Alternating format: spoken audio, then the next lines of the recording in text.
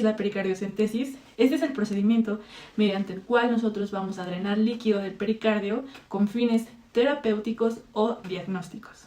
Y la colocación de drenaje pleural será el procedimiento mediante el cual nosotros insertamos un catéter atravesando la cavidad torácica hacia la cavidad pleural, donde nosotros podemos drenar líquido o aire, pero también nosotros podemos instilar agentes.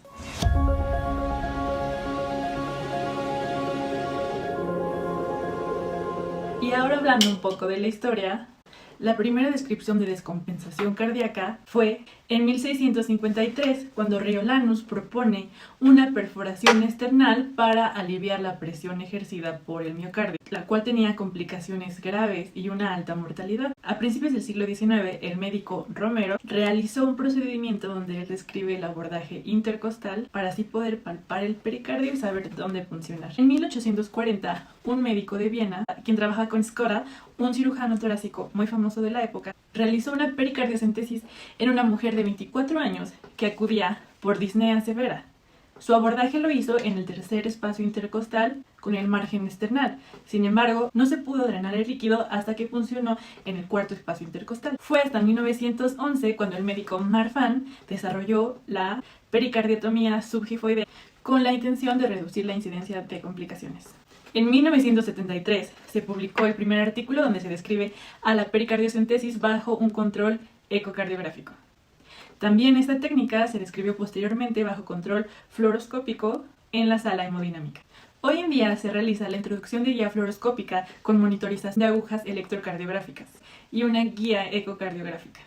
Hablando ahora de la toracostomía con sonda para el drenaje pleural, como el estándar de atención para el neumotórax y el hemotórax, no fue hasta la década de 1950 que se aceptó este procedimiento como estándar. La referencia más antigua de este tipo de procedimientos es con Hipócrates, donde en los textos hipocráticos se describe que los empiemas podían ocurrir en cualquier parte del cuerpo, sin embargo, eran más comunes en el tórax.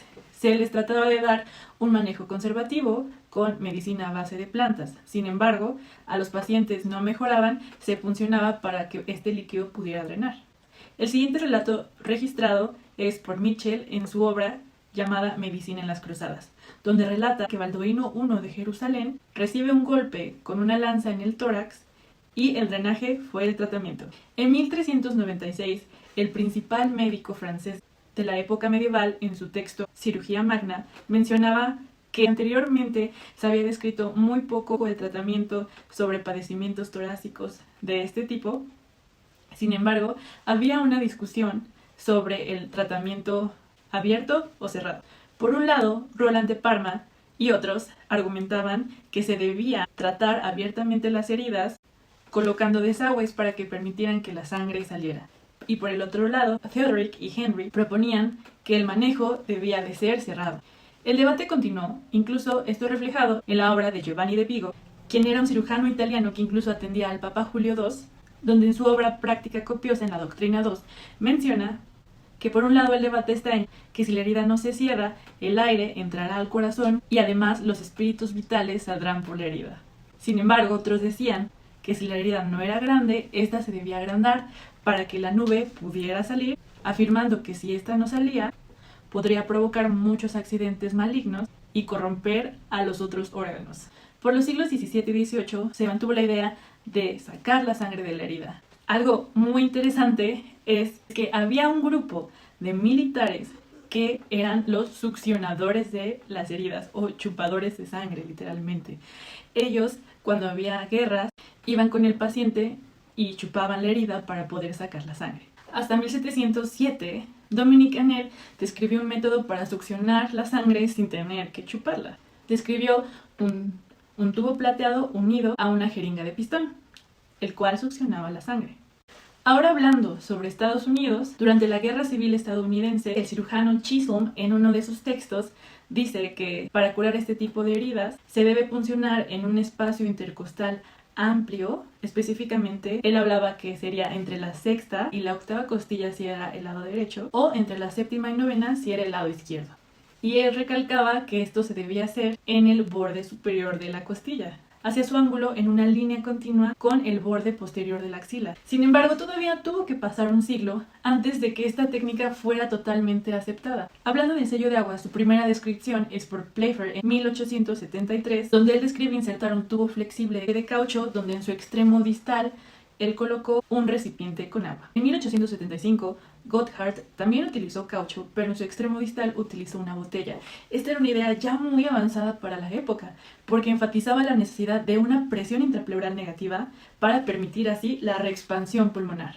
La mortalidad del traumatismo torácico fue aproximadamente del 56% durante la Primera Guerra Mundial. Los tratamientos incluían drenaje con aguja del neumotórax, desbridamiento de heridas, exploración para la extracción de cuerpos extraños y hasta el cierre del neumotórax. Los alemanes, sin embargo, no querían utilizar la técnica de drenaje, debido a que decían que era técnica del enemigo, y esto era condenado. Sin embargo, en 1920, Lilienthal utilizó un par de botellas para crear un método más simple en el sello de agua. El drenaje torácico de 3 cámaras fue descrito por primera vez en 1952, y así en la Guerra de Corea la mortalidad disminuyó, siendo del 0.6 al 1.9%. Posteriormente se hicieron varios estudios durante la Guerra de Vietnam, tomando como conclusión que la toracostomía con tubo cerrado es el método más eficaz. Y finalmente se aceptó como procedimiento estándar. Y en 1968, Heimlich diseñó una válvula para poder conectar los catéteres y reemplazar las botellas de drenaje. Sus ventajas incluyen esterilidad, desechabilidad, simplicidad y seguridad. Si bien ha habido muchos avances en materiales, saneamiento, en la comprensión de la fisiología y patología pulmonar, el principio de evacuación de pus, de aire o de sangre en la cavidad pleural mediante un tubo de drenaje se originó en la antigua Grecia y ha evolucionado durante miles de años, por lo que es muy admirable lo que hay detrás de este procedimiento.